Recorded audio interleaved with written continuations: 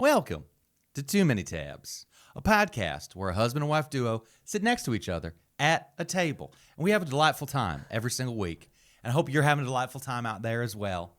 I hope you're one with Christ and you're ready to have a good time going down a rabbit hole that's been dug in this garden by Mrs. Pearlmania.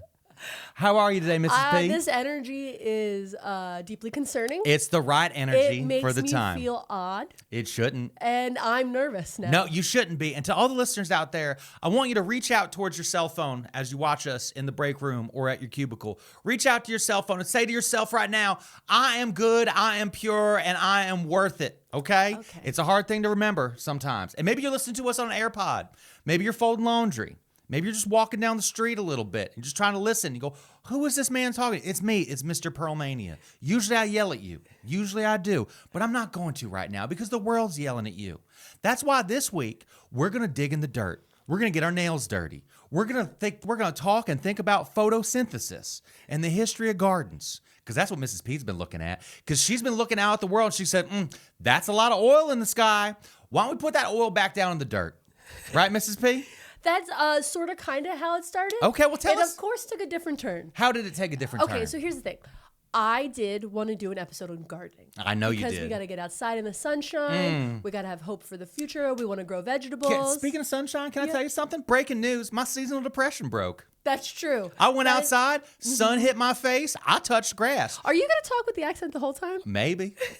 It feels right today, doesn't it, the sunshine really got you. You know, sometimes you just people need to know that you're a zesty southerner underneath it all. Sometimes people need to know that you're nothing but a houseplant and you need sunshine and water. And yesterday you remembered to drink water and go out in the sun. And here I am. And now you're a different person. You know, I just think it's time. All right, so tell us all about what you were learning about. Okay, so I wanted to do an episode about gardening, like the history of gardening. But what actually ended up happening is that I realized that gardens are really political. Oh, really? Yes. And the gardenings can even cause or end or support wars. Wait, gardens? Yes, gardens. Gardens are political. Yes. You're talking about a little garden with little roses, maybe a pumpkin over here, maybe little vegetables. Yes. Your little dainty gardens are political and can cause wars. Yes. Let me tell you about tulips. What do you know about tulips? Tulips? Yes, tulips. What do you know about them? I know that we had a dog named Tulip. That's true. Did you know that tulips caused an emperor to get overthrown? An emperor? Yeah, well, technically a sultan. A sultan? Yeah. Can I tell you about this? Yeah, I mean, sure. Okay, so you're going to tell me about how a sultan got overthrown? Because of tulips. Where was the sultan? Okay, so the Ottoman Sultan Ahmet III, who reigned from 1703 to 1730, fucking loved tulips. Okay, so you got an Ottoman Sultan obsessed with tulips. Loves them. Got he would throw tulip festivals every year. A tulip party? A big festival of tulips. Okay. So, thing you got to understand about certain flowers, right? They bloom at certain times. So tulips are an early spring flower. They show up right at the beginning of spring. And they bloom for maybe a week or two. Yeah, that's why they're always in Easter baskets and stuff like that. When people put up their little Easter decorations. Which, can I say real fast? Yeah. Can I say something? I know you like Easter because of pastels and stuff like that. What? Not a fan. Not a fan of Easter over here. What are you talking about? Because it moves. I like a holiday that sticks. Stick the landing on the calendar. But it's a fun holiday. You get to dye eggs. There's what's it called? Deviled eggs. They're fun. But you have devil eggs year round the way you live. What I'm saying though is sometimes your favorite candy is Easter candy. Yeah, I know that. The Cadbury egg But here's jars. the thing: I can't trust when the Easter candy is going to show up because Easter moves around. Sometimes Easter is in mid-March. Sometimes Easter is in mid-April. No moon-based holidays. That's my feeling about it in the American calendar. All right, it's got to stick. Stay at the same area. That's my feeling about Easter in general, and that's why I get annoyed. That's one of the things I get annoyed about. Because you're over here saying that tulips are early spring, right?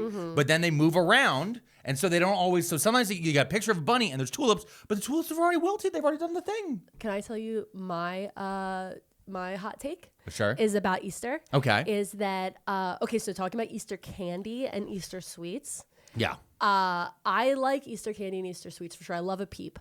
But Passover candy... way better. We did a tier list of this. I know. I just wanted to bring it up again. I know. We did a tier. A lot of new listeners and people that watch us on YouTube because they came over from Crashing Out. They don't know about the tier list. Yeah, they don't know that if you go deep into the thing I used to call Pearl Manic episodes, that there are random tier lists. But that's fine. Okay, we're talking about the Sultan. So Ottoman Sultan Ahmet III. Okay. 1703 to 1730. Love tulips. Threw a tulip festival every year. Okay. Now, the extravagance of the Sultan's annual tulip festival ultimately proved to be his downfall. Really? And the waste of wealth helped fire the revolt that ended his rule. Wow. Okay. Okay. So here's his whole concept, okay? He's going to get thousands and thousands of tulips. So many fucking tulips. Okay. And he actually ships them in from the Netherlands. He shipped them in so he went to the Dutch. Yeah. He bought Dutch tulips is crazy. So he got Dutch tulips. Yeah. And he shipped them to Turkey. Yes. Because that's where the Ottoman Empire was. Yeah. So he shipped them over there. And then he just started setting them up. So he's taking his entire country's wealth and dumping them into the Netherlands. Yeah. So here's the thing. He's going to pay a bunch of people because he's bringing in all the best tulips because the Dutch are known for their tulips, right? Yeah. They actually were the best at really like growing tulips in mass and changing the colors and breeding them to be certain colors. And so he was like, I want to have the best, most beautiful tulips. And sometimes he did a theme. Love a theme. Love a theme. Okay. And so he's doing the Met Gala, but tulips. Yes, every year. Okay. And so one thing you need to understand about a tulip is specifically a tulip looks like this, like almost like a light praying hand, like with the hands open. And that's when people would say that tulips are their most beautiful when they're slightly closed a little bit. They're like a tight tulip. Yeah, they like a tight tulip. They're like a tight tulip. But a tulip, as it opens, it opens fully, right? Yeah. And they're less attractive this way. Okay? Why? Because they got some years on them? Yeah, exactly. Oh, they're weathered by time? Okay. To me, it looks like that they have knowledge and they have experience. So when they're fully bloomed... Can I just real fast? I'm tired of elites that only want... No. No? This is a gardening flower episode right now. We're not doing that. Okay. Well, I will get the spray bottle. I found where you hit it. Okay. I'm just saying, when we started this episode, I was in a good mood. And then you said tulips are political. And now you brought back old Perlman. There was outside sun Perlman. He had a good time. And he was ready for things. After we record this episode, we can go back out in the sun. Okay, I want to go outside in the sun, and I want to watch our look at kid. flowers. And I want to see our kid go down a slide. Okay, so again, the tulips they're blooming open. Blooming open. But the Sultan thinks they're pretty or a little bit closed. So what did I just say? You just cut me off. He pays hundreds of workers to go out into his tulip field. Okay. Because again, this experience he's creating. This extravaganza is in a huge field area. It's acres of tulips. And he pays hundreds of people to go out and by hand, kind of sew the tulips closed lightly with fine threads. So you can barely see them. Exactly. So real thin, fine threads are being hand tied around the tulip bloom to hold them closed. So he's basically doing like a vaginoplasty? Yes, kind of, sort of. A mass vaginoplasty to a field. Well, I'm sorry. I don't like that. I'm sorry. They're called tulips. What do you want me to go with? Most of the tulips are grown in place, right? So the bulbs are planted. Yes. And they measure it out all over these massive fields and the gardens because it's a walkable garden as well, right? So they're measuring them out like every 6 inches. There's tulip bulbs growing.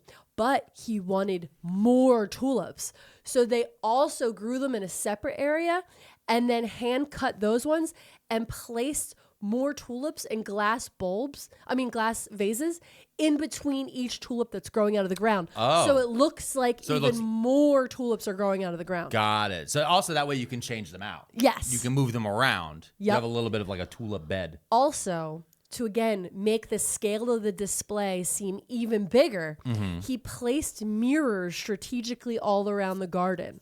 So it would give this effect of like even further distance of tulips. So he's working like it's like a bad bar. That's just all I have to say about it. You know, when you go to a bad bar and you're like, this bar kind of sucks, but like it looks a little bit bigger. And it's because the owner has strategically placed mirrors everywhere to just make the bar look wider. So each tulip variety, because again, there'd be like a few different colors, Mm-hmm. because again, there's a theme. So like maybe the theme is purple. So each purple tulip would have the label of what type of tulip it was in silver, right? So like we're using real silver for each tulip label. Okay. So he's not cutting any expenses No. here. This sounds a lot like a ballroom. It's very much, it's like an outdoor ballroom. You're right. Every fourth flower would have a lit candle placed next to it. Every fourth one? Mm-hmm. Every fourth one. Somebody had to go by. And then you have to have somebody go by and light them. Yes. Oh my God. Every fourth, think of thousands and thousands of tulips in this field and garden. Every fourth flower has a lit candle, okay? This is what we're losing with AI. This is the thing. Songbirds in beautiful gilded cages were placed all around the gardens to supply music through the air. What?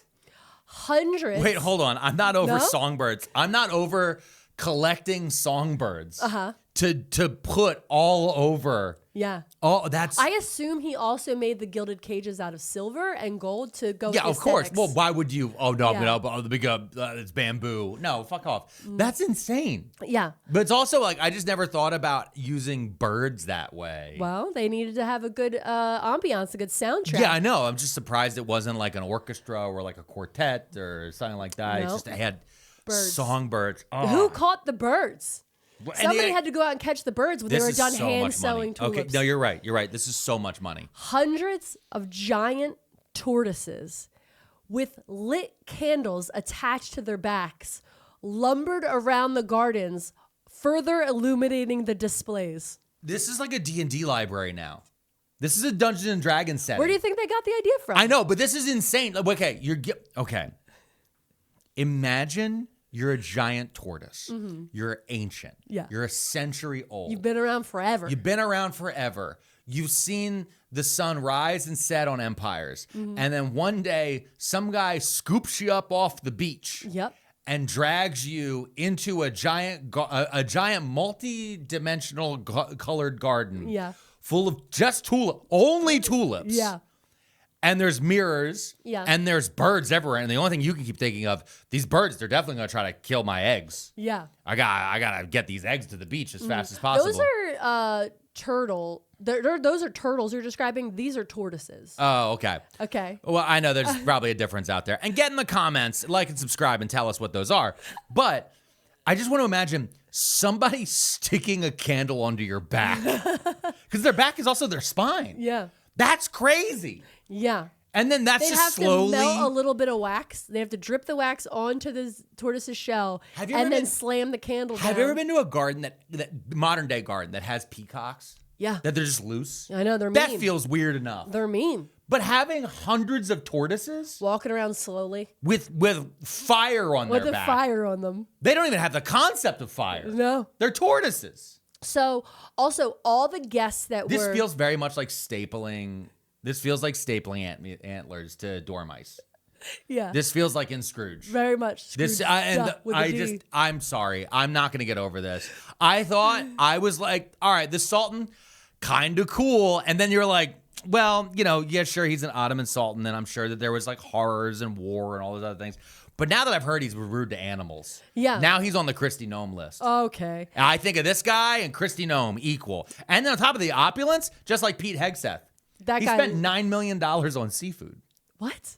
Pete Hegseth. How much seafood is that? He bought like $2 million in crab and $7 million in lobster. Oh, is this because they had to send it out to the military to Yeah. get their one big meal? Yeah, they had to give him a nice meal before they sent him the over. military people will always tell you if crabs and lobster show up, you know you're in big trouble. Yeah. But that's how bad. That's how many wars Pete Hegseth has started that he has to keep giving. I don't even think it was that expensive. It's the tariffs on getting the crabs from out of country, and you know what I mean? 'Cause Yeah. You know they didn't just go to Maine. They always No. had to import. Anyway, we got tortoises. We got birds. We got hand-tied flowers. Yep. With silver plating saying the names. All the guests that were invited were required to dress in colors that flattered the tulips. So again, our guy is about a theme. If the theme is purple tulips, he's going to tell you to wear colors that go with purple. So like again, purple. So he's turtleneck- doing Diddy white parties. I'm not okay. Don't jump to that. Okay. I was going to talk about color theory. I know. And about how, like, so again, I'm wearing a purple turtleneck. Yeah. But my nails are a nice minty green, right? So he's telling people you have to wear colors that complement. So he doesn't want you to match. Okay. He wants you to complement. Okay. Which again, a man with a theme. Okay. He also. Okay. My so apologies. We have our guests. My apologies to the Ottoman Sultan for comparing him to Diddy. Real fast. My apologies. All right? Because this is also before oil became a big thing in the Middle East. So this is and Diddy was all about the oil. So at an appointed moment, a cannon was shot in the air and the doors of the harem were flung open. A cannon that's and the Sultan's mistresses stepped out into the gardens led by eunuchs bearing torches. So this is a Diddy party.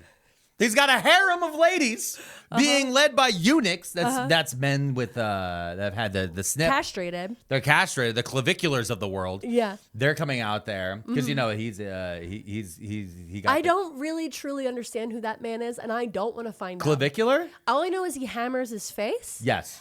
But we're talking. And he does a little bit of meth. What do you mean? He does a little bit of meth. Nobody does a little bit of meth. He does just a little bit of meth. Nobody does a little bit of meth. He doesn't say skinny. He does just a little bit of meth. Everybody thinks they're doing a little bit of meth. He does just a little bit of meth. Much meth. Just a little bit of meth. Okay, so, wait, real fast. Okay, cannon shoots. Boom. Doors swing open. Women Eunuchs come in. with torches come out. They already have the tortoises. What's the point of the tortoises if you have eunuchs with torches? Yeah. This feels crazy. So this whole scene that I just described to you. Yeah. The birds, the tortoises, the harem, all of it, the cannons. Yes. Is Mar-a-Lago. Is repeated every night for as long as the tulips are in bloom. And you just said that's like big 10 days, 11 days. 10 or 11 days. This is up like to 2 weeks. And this is like the most boring Oktoberfest in history. Are you talking about this? Would be a great time. It would be a pretty good time, but maybe for you. What else are you doing back then? It was in 1703? 1707? Yeah, it was like 1700 something. Back then, I don't know. I'd probably be like, hey, do you guys know if you electrify this frog, its arms go shoot out? Okay. That's what they do. That's how Frankenstein. But his subjects, yeah, fueled by anger over the elite's excessive luxury, high taxes, and military defeats, specifically military defeats in Iran, rose up against him. So you're telling me that there is a sultan in a gilded palace who keeps throwing wild parties and ignoring the pleas of his people, who then lost a war to Iran, was then overthrown by his people. And that's why I'm saying gardens are political. That's very interesting. You know what? You did. Okay. I will say on this very point, you kind of nailed it. Yeah. That's a garden that's political. But you use the plural. So I feel like you have more gardens in your back park. I have a lot to talk about. Why don't we take a break? And when we come back, I'm going to talk more about gardens and war.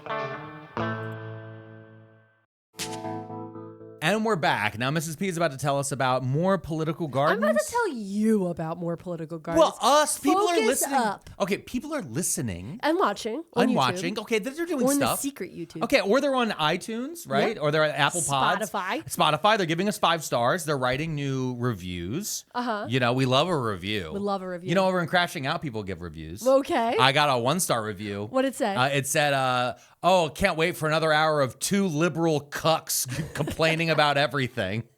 And I was like, all right, that is a way to describe the show. Wow. But there's... Don't leave that review on our show. Yeah, but go over there. Go give Crashing Out 5 stars. No, this is not about crashing out. Yeah, it is about crashing out. You're telling me that gardens are political and can start and end wars. Okay, so first I want to talk to you about general gardening stuff. General gardening? You need to understand certain things. Okay. Okay, because I know that you don't know anything about gardens except for that I'm always outside and doing stuff. Well, this is what I know about gardens. Okay. Sometimes you track dirt in the back door. Okay. And I get upset about it. Okay. And that's it? That's about it, yeah. Okay. Photosynthesis? Yeah. Oh. What's the powerhouse of the cell? Mitochondria. Yeah, you're learning stuff. Hey. You're learning stuff. Can I tell you? Here's what else I know about gardening. I have personally killed 6 bonsais. Yeah, that's very true and accurate statement. I bore witness to one of those bonsai deaths. Because here's the thing. When I was a kid, I wanted a bonsai. Mm-hmm. I watched what's the movie with the Kung Fu? I don't know. Karate Kid. Okay. There's bonsais in Karate Kid. Got it. And I went, I like that. And I got a bonsai. I think I was 12. Yeah. Killed it. Did you do any research on how to care for it? Then when I was 16, got another one. Okay. Killed it. All right. All right. Then I went to college. Uh-huh. My roommate, Yeah. he moved out, gave me his bonsai. Sure. It died. Go to the library, get a book on bonsai. And then slowly, people just started giving me bonsais. He's like, oh, yeah, I remember Perlman had a bonsai. I'll get him another one. And I'm like, that one died.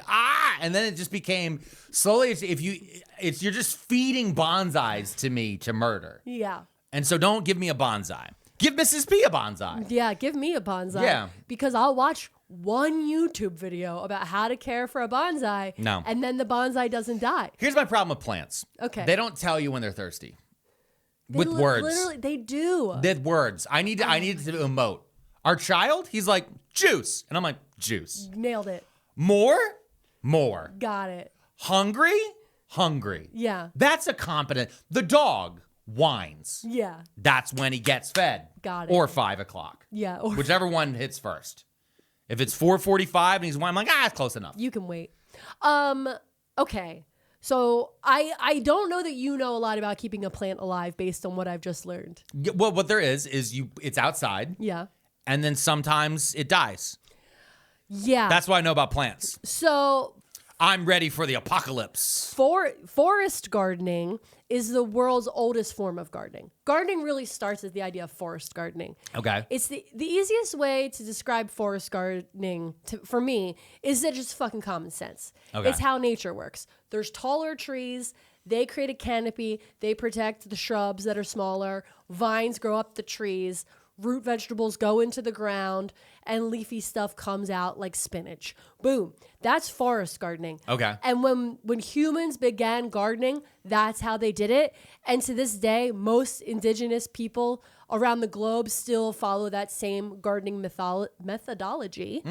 And so forest gardening is technically how all gardening starts. Okay. But with the emergence of civilizations, Yeah. right? When you have a civilization, you're going to get warmongers, right? And elites, Yeah. things like that. Once you get enough people together, suddenly there's a warmonger and an elite. Yeah. It takes Right? about 25 people. Yeah. Once you get about 25 people together and then you find another group of 25 people, you'll be like, wow, you know what? Maybe if we kill those guys over there, we'd feel better. Yeah. Hey, you know those guys over there? They got wheat. They seem to be minding their business. Those guys over there grow wheat. So, with the emergence of the first civilizations and the first wealthy individuals, you know, becoming a thing, Yeah.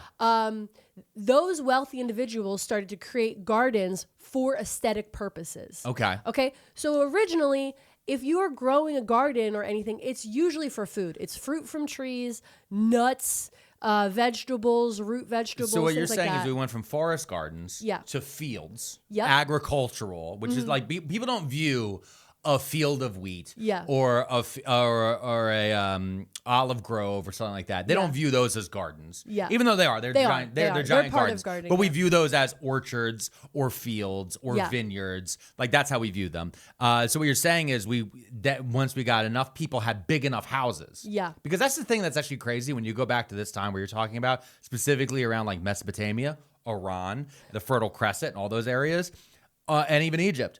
All of the names for chiefs almost always go back to the guy with the biggest house. Yeah. It's just the really tall guy with the big house. Yeah. That's what his name is. And then when over time, the big tall guy with big house name becomes like Pharaoh. Yeah. Like that's just what that means. So speaking of Egypt, sorry. Yeah. Ancient Egyptian tomb paintings provide some of the earliest physical evidence. I lost a nail.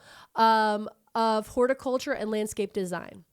A notable example of ancient ornamental gardens was the Hanging Garden of Babylon, which is one of the 7 wonders of the world. Yeah. Yeah. Yep. Then that was one of the famous ones.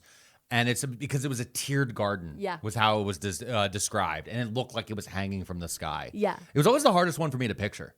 Yeah, but it's really cool when you see the mock-ups that people. Yeah, we have see the done of it. mock-ups because it was destroyed. And then you know what completely. you do is you look at the mock-ups and you listen to Stevie Nicks' Seven Wonders of the World. Even though we do know that private equity owns that song. Yeah, unfortunately. So we're not going to use it because we're not paying them. We're not going to pay them, but also it's a good song. It's a great song. I like putting on some Stevie Nicks sometimes when I'm sad. Wealthy ancient Egyptians used gardens to provide shade. Yes. So they were big into shade gardens because, again, hot. Egyptians associated trees and gardens themselves with the gods, believing that the deities were pleased by gardens. So when they're building these gardens for shade, they're also doing it to honor God. So a lot of their, what we would call landscape design, is about honoring gods. Yeah, so it's more like sacred grove type of feel to it. Yeah. Yeah. Among the most popular species of plants they grew were date palms, fig trees, roses, poppies, and iris. Okay. Yeah. Yeah, that's a good combination. Now, when the Persians were developing their gardens, they did it because of climate. Real fast, just so Yeah. everybody knows, Persia is Iran. Yeah. It's the same area. So just to tie everything together. Yeah. So Persian gardens. Persian gardens, again, their wealthiest people, the wealthiest Persians, Yeah. when they were creating their gardens, they were really looking at it from a climate perspective. So they're not honoring the gods. They're like, hey, it's getting pretty cold. Yeah. What if we created an enclosed garden where it would keep us warm with the heat from the plants, Yeah. right? They also they made gardens that would protect them from drying winds. So they started doing enclosed gardens or semi-enclosed gardens because, again, the winds that are blowing through are so drying and feel bad on the barren terrain that making these beautiful gardens was a response to what they were living through. Yeah, it was a green space to be able to go into. Kind of similar when you look at a modern city today. Yeah. You're like a garden or a small park is a green space where you can find some respite in it. Yeah. The other thing, too, to keep in mind, Persia, Iran. Hey, President Trump, I know you're thinking about boots on the ground. Very mountainous. Yeah. If you go look at a terrain map of Iran, it is covered in mountains, and it is very, very, very windy. In fact, Yeah. actually, they had some of the earliest windmills. Yeah. Were there to process grain and all these other different things.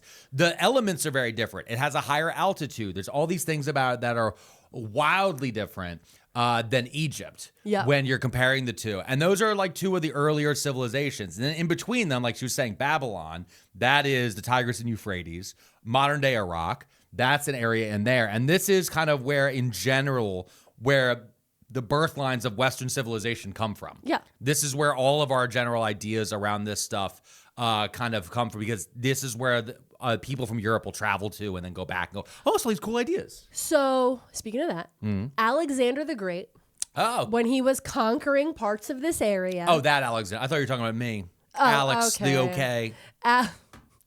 He brought back with him. Okay, so he immediately, these Persian gardens, he's enamored. Yeah. He thinks they're so beautiful. He loves them. He's over there conquering, but at the same time being like, okay, well, this is nice. Yeah, okay, well, real fast. Let me just explain to people who Yeah. Alexander the Great is, because we don't want to assume. We don't want to assume.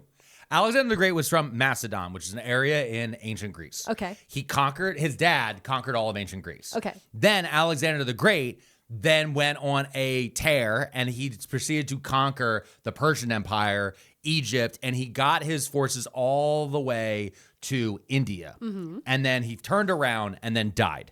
Because when he was just one of those guys who was like, oh, I love killing and conquering. Yeah. And then one day his guys were like, we don't even know where we live anymore.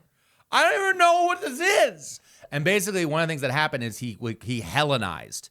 He Hellenized the entire region. So there are areas of people in Afghanistan that spoke ancient Greek. Yeah. And like people don't think about that. Like we think of Afghanistan as very type of feel, but there were Greeks living in there. And actually Yeah. those Greeks eventually met the Chinese. Like there's like crazy stuff like that happened. But when he took his forces into Persia and into those areas where some of which he burned, some of which he conquered, he did what they used to call he went native. Yeah. He got there and he immediately culturally appropriated everything he saw. And he was like, no. This would be like somebody from Ohio. There's somebody from Ohio or Iowa moving to Brooklyn.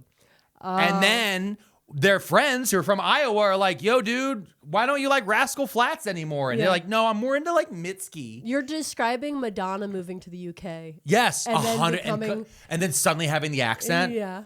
Yes, it's 100% that, except it's Alexander the Great, and he's surrounded by 10,000 Macedonian warriors, and then all these other different people, because every time he conquered somebody, he took some of their troops with them. Yeah. And he kept moving along. And so this cultural transference went back towards Greece. So, like you're saying, yes. When he's in Persia, he's seeing these beautiful gardens. He immediately falls in love. Yeah.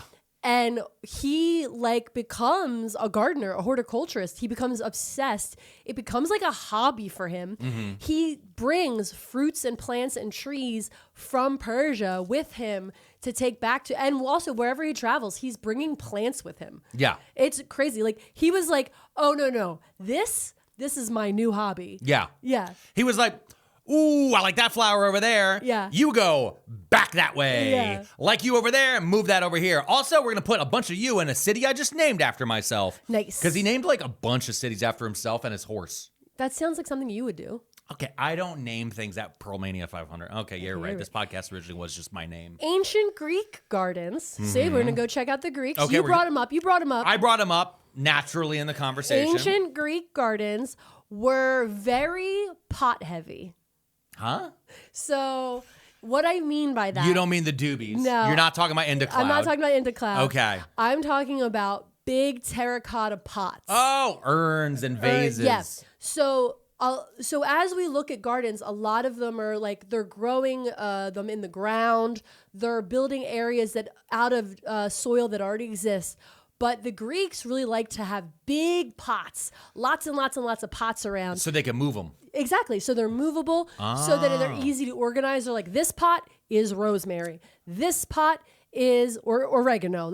And it was a very potted style of gardening. So when you see specific Mediterranean and Greek inspired gardens, you're going to see big, beautiful pots. Big, beautiful pots is a crazy sentence. But also, this is also one of the things that ties in with kind of the archaeology from the time. Yeah. Is like that's why archaeologists are always like, we found some more broken ass pots. We found some pot shards over here. We found some pot shards. Yeah. And then that also explains then too, when you're looking at a lot of these pots, if you go to a museum and they have like ancient Greek pots, that's where they painted like stories and things like that on the side. I think about that a lot actually. When I was younger, I was like, oh, that's kind of crazy that, they keep constantly painting like, Medusa's head getting cut off, right? Yeah.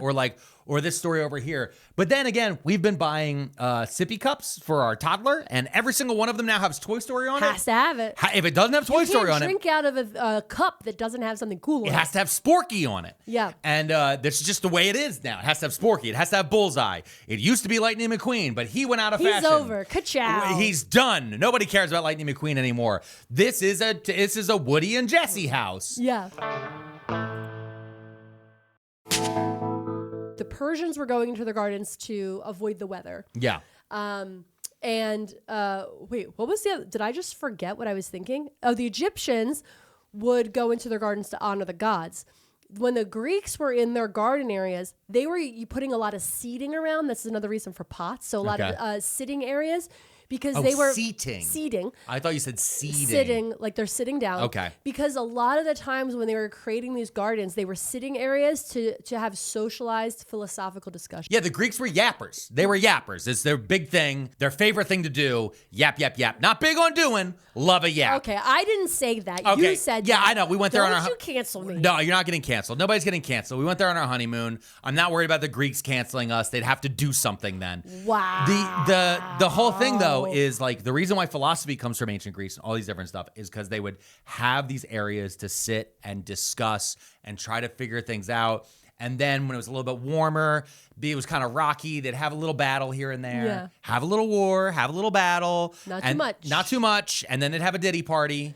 They did. They had ditty parties. The Greeks had ditty parties. Okay. There's no way around it, all right? I don't know why you keep trying to bring up ditty parties because you're talking episode. Oh, I'm sorry that they just go hand in hand. They do not go hand in hand. Well, they go hand in oil. But, God. But the thing is when the Greeks were very good at the cultural assimilation and all these different things. And they were able to take all these different parts. And they're the reason we know so much about everybody else around. Because they had this guy Herodotus and other people who went around and were just like, that's pretty cool. And then they wrote it down because they're like, I need to write that down because I got to yap about it when I get back. They be talking. Yeah, they do be talking. Listen, we talked about it in a previous episode that gossip isn't bad. Gossip's Sometimes you not just bad. got to talk about stuff. Also, they were they were talking so much they had to write it down on the pots. That's true. They did. And we had pot shards. So they like sat in a garden filled with pots that were covered in the gossip they were talking about. Yeah. Oh my God. Imagine sitting in a garden covered in tweets. Oh, put the songbirds back up. So of course, okay. If Egyptians, the Persians, and the Greeks are doing something, who's copying them? Oh, the Romans. Yeah, that's right. Look at you. Look at you. I knew you would know the answer. Yeah, the Romans were like AI. They just stole from everyone and claimed it was theirs.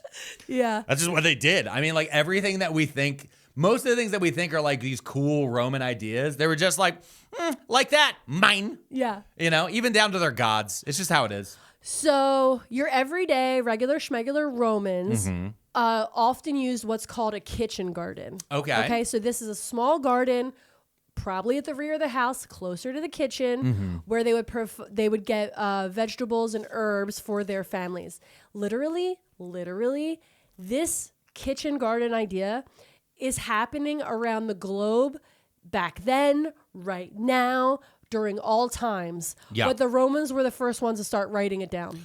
Got it. Yeah, it makes sense. And the thing is that remember about ancient Rome is honestly, I know we bring up Philadelphia a lot on this podcast. Not today. Well, actually, I'm going to do it because if you look at the way ancient Rome is laid out, it's very, when it comes to like looking at one of their blocks, it's kind of similar to like how Philly is laid out or Baltimore or like an East Coast city because of you have these like almost what looks like almost like row houses. Yeah. 1, 2, maybe 3-story buildings that are there, a small plot of land out back where they could have, if you're talking about in the cities themselves, where you could have a small garden.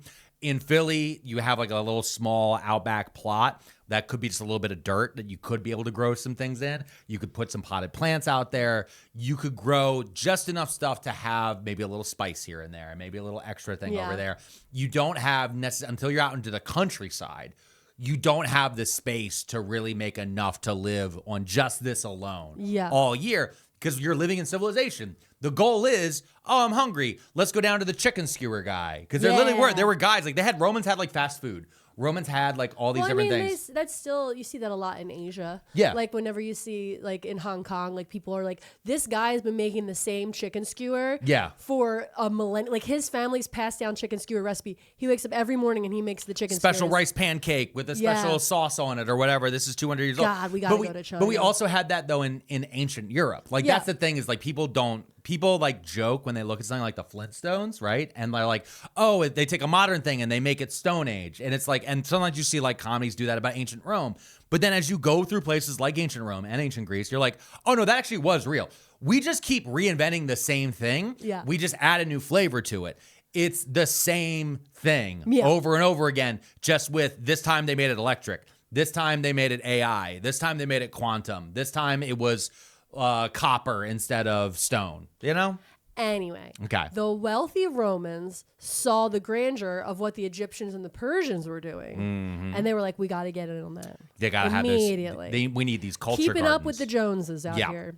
The pharaohs. Yeah. Their gardens, they laid out with a lot of hedges. They got big into hedges. The Romans loved a hedge. The Romans loved a hedge. Love a hedge. Big into hedges. They loved using ivy, lavender, lilies, narcissus, poppy, and rosemary. Okay, those were like some of the favorites of their garden. Well, it also makes sense too because those are also things that like thrive in Italy. Yeah, of course. Yeah, again, you have to base everything around the climate they have available. Also, statues. Love a statue. Hella statues. Romans are the ones that are going to start putting statues in gardens. Got it. They're like, we're putting some sculptures in this fucking garden. Yeah. Okay? And if you want to know what that looks like today, go to any Catholic church. Because it is. It's any Roman Catholic church. Roman Catholic. Yeah, you're going to see a hedge. Here's what you're going to do. You're going to walk up, and there's going to be a hedge. There's going to be a statue of the Virgin Mary. Virgin Mary, yeah. And there's going to be a bench in front of it. Yeah. And that's basically a Roman garden. We're like 90% of the way to a Roman garden. Yeah, there. or St. Anthony or St. Francis. Yeah, I mean, there's going to be some sort of saint. You got a saint. Usually, listen, Joseph, 9 times out of 10. Sometimes. You don't see a lot of St. Joseph. I'm going to say that. Which Joseph, one? Jesus' dad, the carpenter. Stepdad. Yeah, they're technically not his real dad. Not his real dad. Technically he's a saint. Yeah, Saint of Cucks. But you don't see a lot of statues about him. I'm going to throw that out there. I'm not wrong. So, also, Romans are really the ones that came up with the idea of a flower bed. Oh, really? That's a Okay? Roman idea. So the idea of like, I have dug out and created this almost raised bed area. I filled it with soil, and we're just going to put flowers in here. That idea was very Roman. So they're hedges, they're flower beds, they're statues. So slowly, this is starting to look like our Italian neighbor's house. Yeah. That's what you're just describing? Yeah. Yes. We got an Italian neighbor. He's the He's best. got hedges. He's got flowers. He's got a little statue out there. Hell yeah, dude. Yeah, that's just what he likes. He's the best. Culturally. The Romans also started what we would describe as non-residential gardening. Okay? Explain. So I'm going now. Okay. Which refers to a garden planted and maintained for public use. Oh. So temple gardens or sacred groves were established in honor of specific deities. Non-residential gardens were constructed and dedicated to the public by the elites, by the rich. Okay. The gardens were often attached to buildings or monuments constructed for public use, like theaters or bathhouses. In a practice commonly referred to as Evergettism, I'm probably mispronouncing that, but that's how it's said online, Evergettism, which translates to do good deeds. It was the ancient practice of high status and wealthy individuals in a society distributing part of their wealth to the community. Okay, so philanthropy. Yes. It was philanthropy. It was ancient yeah. philanthropy. They had a different word for it for whatever reason. Yeah. I'd never heard that word before in my life. Listen. That's a new one to me. I looked it up. But also what you're describing, though, with these public gardens, these are parks. Yeah. These are basically today we just call them parks. Yeah. But back then they were gardens and they were well tended to. And the whole point of it, because the other part of it too, with all these different ones, because when you look at things like the ancient Roman emperors and senators, you look at guys like Julius Caesar and all these other ones, one of their big things back in the day, we've heard about bread and circuses. The other thing was to put up a park and let everybody know that you're the one that pays for the park. Yeah. Because that was then a billboard to, well, he's not that bad of a guy. Yeah. And then also too, there's scents in there too because of the flowers and because of the shade, all these different things. It's a nice thing. Yeah, they would do like maybe there'd be a lemon orchard that was dedicated to a certain god. deity. Yeah. And then you could go there and just pick lemons. You know what I mean? Like it was a free range area for the public. Well, there's also a lot of ancient religions, like in ancient Judaism. There's a whole thing about like letting a certain percentage of your field be available to anyone. Yeah. Because that was part of it. It was like, yeah, okay, sure, you control 90% of it, but 10% of this field, you have to allow the poor to come in to like grab from, because else you're being fucking greedy. Pull the oranges and burn them in front of the poor. That's what I learned. Yep, okay, Elon. That's kind of how that goes. But no, that's for real. That's like the difference of what we go on. Like over time, we've gotten like, but people will talk about, rejecting modernity and a return to ancient values and all these different things. Return to socialism. Yeah, most of the time, what they're talking about is a very basic form of that, of having things that are available. There's a reason. You've talked about this before on previous podcasts. I don't even remember which episodes. About there's a reason why they don't have fruited trees in the streets of cities. Yes, because then homeless people would eat the apples. You'd hate to see that. You don't want to see them get a free apple. You don't want them to have free fruit. Yeah, but there's like generations of people right now walking around who do not know that food comes out of the ground. Yeah. Like they just don't. They've lived their entire life. I mean, I've heard stories of kids who grew up in the city who were then taken out to like the middle of nowhere, taken out to the woods, or taken from New York City to Maine. And like they don't refuse to take their shoes off to walk in the grass. Yeah. Because they just come from a place where you just don't do that and they don't trust the grass. Yeah. And it's that same sort of feeling. It's just such a weird thing. Yeah. That this is slowly what's happening, to us. And we have to have a different perspective when you look at the different world around you. So during the Middle Ages, there was a huge decline in gardening for aesthetic purposes. Well, yeah, because people were just trying to survive. After the fall of Rome, gardening was done for the purpose of growing medicinal herbs, vegetables, and decorating church altars. Yeah, because it was a slow post-apocalyptic wasteland, basically. People were literally living inside of the ruins of ancient temples and being like, yeah, people used to do crazy stuff. Yeah. But yeah, monasteries and convents were really the places that carried on the tradition of garden design. Mm-hmm. Okay. And so there were 4 types of garden designs that like historically that were, and again, it's like kitchen garden, medicinal garden, I forget the third one, but also the one that made me laugh the most because of the name is Cloister Garth. Cloister Garth? Cloister and then Garth. Cloister Garth. Garth, like from Wayne's World? Yes. Okay, got it. A Cloister Garth is an enclosed garden within a monastery or cathedral, typically planted with herbs, flowers, and trees. So, like, when you're thinking of those HBO shows where they're showing the Pope walking through, like, the beautiful cathedral. No, there's, like, a very specific place that I see all the time, and it's used a lot in, like, Game of Thrones. Yeah. There's this one particular one. I doubt I can even find it if I searched it, but I think it's in England. Yeah. But, again, you're looking at an area where there's just the middle of the building is just open. Yeah, there's usually a tree right in the dead center. Yes. And then there's hedges and grass and flowers. And the building was built around it, and there's a walkway that goes around and it so that's you covered. just see the priests stomping around. Yeah, and that's usually where they like to do the West Wing style walk and talk. Yeah, the walk and talk. No, you see, we need to make sure that Lord Reggie is held inside of Brittany long enough, so that way Lord Sir Wallace can come over the hills and save us from Scotland. So I found out that Garth, in the term of Cloister Garth, means almost any patch of enclosed ground used for a specific purpose. So they had apple garths, which are just an orchard, fish garths, which were an enclosed trapping to store fish, vine garths, which is a vineyard, willow garths, where they just had fields of willows. Yeah, this just sounds like walled gardens. Stack garth, which was storing stacks of hay. And I wrote a little note to myself. I said, I have turned our backyard into a garlic garth. You have. We have a garlic garth in between our fence line out there. My little garlic garth out there. Your little garlic garth. Yeah, no, that makes sense. Yeah. That does make sense. I think fish, when I hear fish garth, I hear it more of like the idea of like an enclosed pond. I think of like almost like a koi pond. Yeah. That's kind of what I picture. Like garden-wise, with a little water feature. I love a water feature. Actually, when we get back from this break, I'm going to talk to you about water features and who invented them. Okay. And we're back, and it's time to get wet with some water features, Mrs. P. Okay. Get me soaking. Let's talk about gardens and water features. I didn't know I was going to say that. So how did you not know? You've been married with me how long? Too long. Too many long. So Islamic gardens were built similar to Persian gardens. Okay. But they're going to change the game because they're going to bring in water. Obviously, all gardens need water, right? Yes. We have to water the plants. Yeah. But the Quran is reflected, in quotes, in the water of an Islamic garden.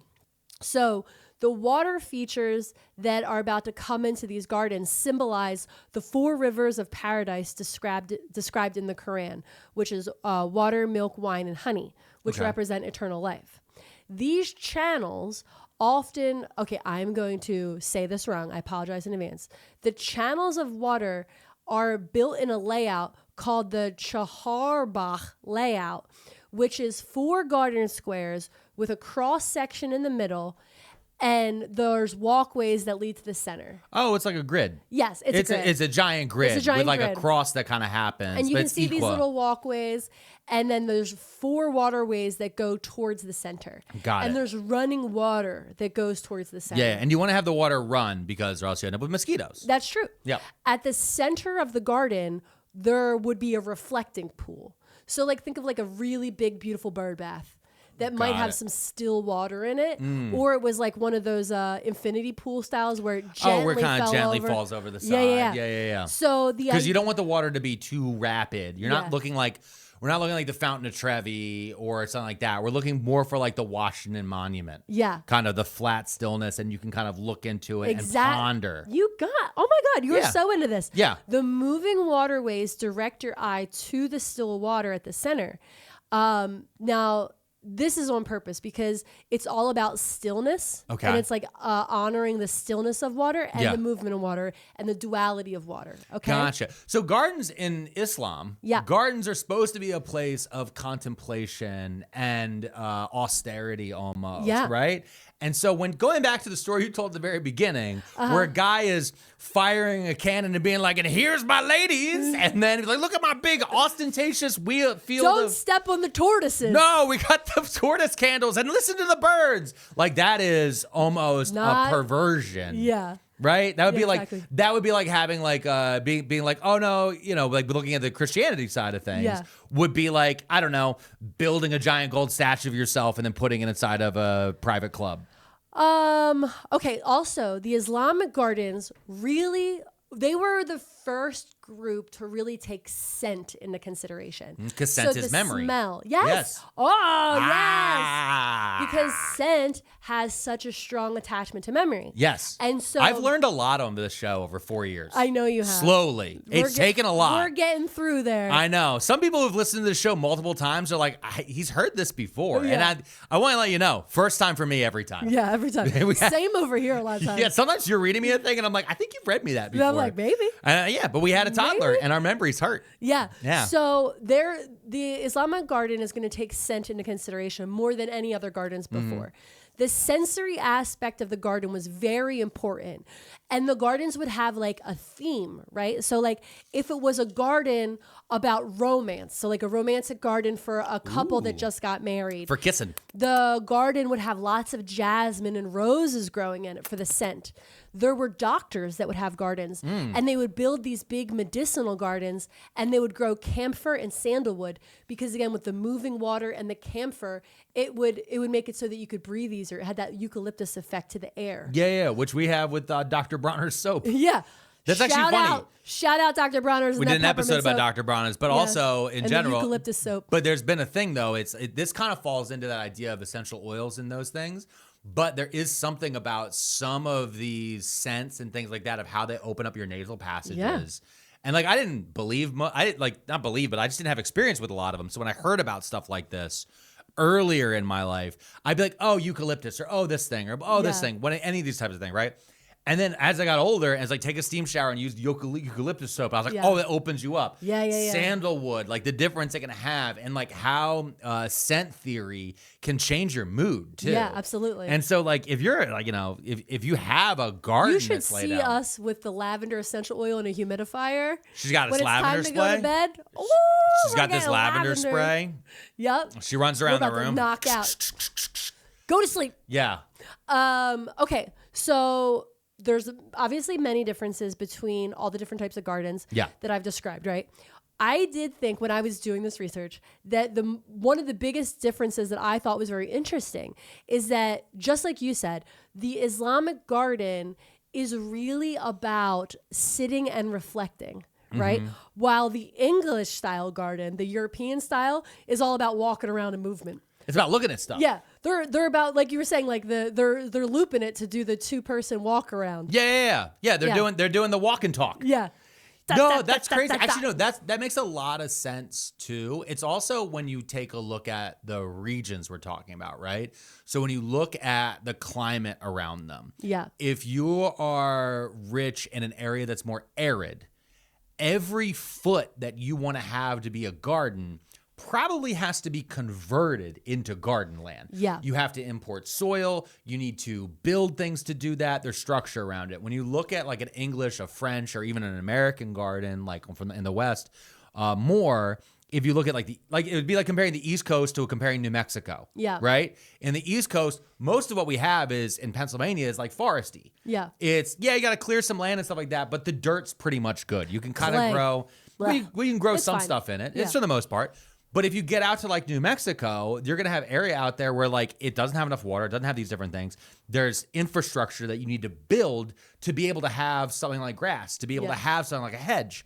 And so the difference between the two is going to make a wild difference. So like when you go to England and you look at their gardens, or like Longwood here in Pennsylvania, like it's naturally, they're like, we have 20,000 acres. Okay, how big's the garden? It's 20,000 acres. Yeah. If you go to a place like, like Baghdad, and you're like, oh, we have 20,000 acres. Well, how big's the garden? Well, okay, right now we're up to 3 acres. Yeah. Because you have to build it slowly. And so you want to actually just like make the area you have super quality. It's quality over quantity. Also, I think that weather-wise, right? So like if I'm in England and I'm outside of the garden, I'm walking because I'm chilly. Yeah. I got to get my movement up. And also, you don't get many sunny days. Exactly. So you got to be outside. You got to be moving. Yeah. And but if I'm in like Persia. Yeah, And the and it's weather hot. is beautiful. Yeah. And I'm just going to sit and listen to the running water.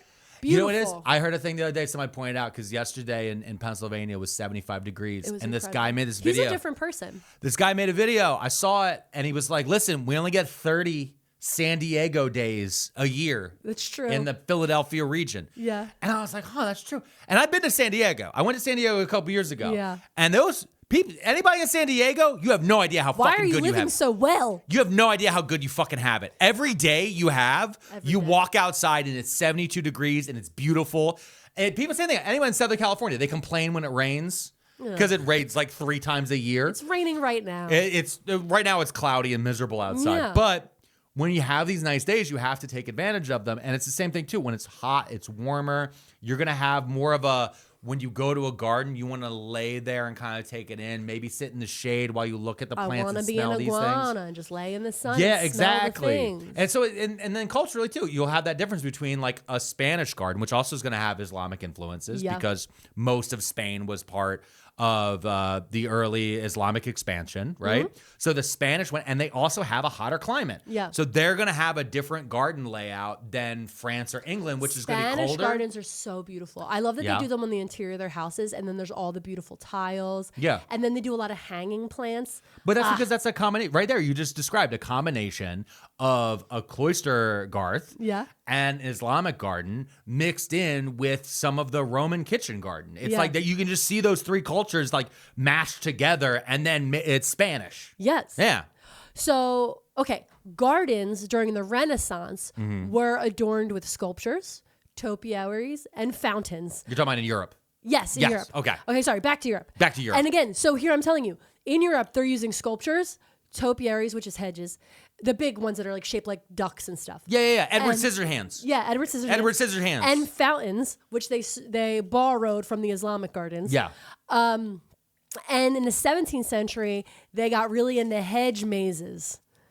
I hate a hedge Oh, maze. they get the labyrinth out, baby. We're building No. a maze out of hedges. Absolutely not. If you want to, listen, I don't know how much information I want to put out there, but if you want to torture me, put me in a plant maze. Yeah. Whether it be a hedge maze. Corn maze at fall. This guy is pissed off. No. Why would I want to do that? Yeah. I hate that. You do? Because to me, if I'm like, listen, when I grew up and they'd give me the maze on a piece of paper and I'd be at the Pizza Hut and they're like, get to the maze to the end, I could see the whole maze. Yeah. There's not like a maze where I'm like, I come up to an end and it's like right or left. Yeah.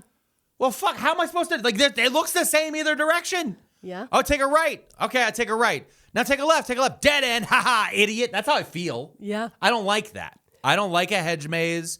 I hate a corn maze. Corn mazes, I understand why they're fun. There's a certain age group where you're like, teenagers think is fun. They do? Yeah, when I was a teenager, we used to think it was fun. Pac-Man's fun. Because you're run around. No. Maybe like go get lost and No, kiss a boy. I'm putting my kiss a Or boy a girl. in the corn? Yeah. No, that's where the children of the corn are from. Crazed Amish dead-eyed children will come out and murder you from the corn. I'm thinking of like, okay, teenage me, corn maze. Were you making out in fields? Cornfields? Yeah. You out there kissing in cornfields? Yeah. What the fuck is it wrong was like with we you? do with like the hayride, right? And then it was like the haunted hayride where like the guys would jump out and scare you. Yeah, with a chainsaw. And then so you do the haunted hayride, everybody gets scared, and then you go do the at night corn maze. It's all ooky spooky. And then it's like you night? So you're in the probably dark? got drunk before you got there Wait, on like hold on. Mad Dog Hold on. 2020 strawberry Dial this kiwi back. very Dial this back. specifically. Okay, dial this back real fast. Yeah. So it's at nighttime. Yeah. And you're drunk in a cornfield with a boy. Or yeah. Okay, I'm talking about you. Yeah. I'm not talking about some hypothetical person out there in the comments who's currently writing up their entire corn maze makeup story, and they're going to wait a month from now for us to read it on the after party, which you can find at pearlmania500.net, our paywalled parasocial Pearl Maniac podcast where we react to your comments. No, I'm Nice not talking about them. plug. I'm not talking about them. Okay. Okay? What I'm talking about is you. So you were out here back in the day. 16-year-old, 17-year-old, Mrs. Pearlmania. Back when you were Mrs. Maiden Name of Mania. Yeah. And you were out there in the dark Yup. at night, cornfield, Yup. kissing a boy. Kissing boys. Smoking cigarettes. That's evil. Drinking malt liquor. You're demonic. I know. I don't care about the malt liquor, the boy kissing, or the liquor. It's just being out at night. It's being in the cornfield. Just being in the cornfield at night. That's creepy. That's where aliens land. That's where people go missing.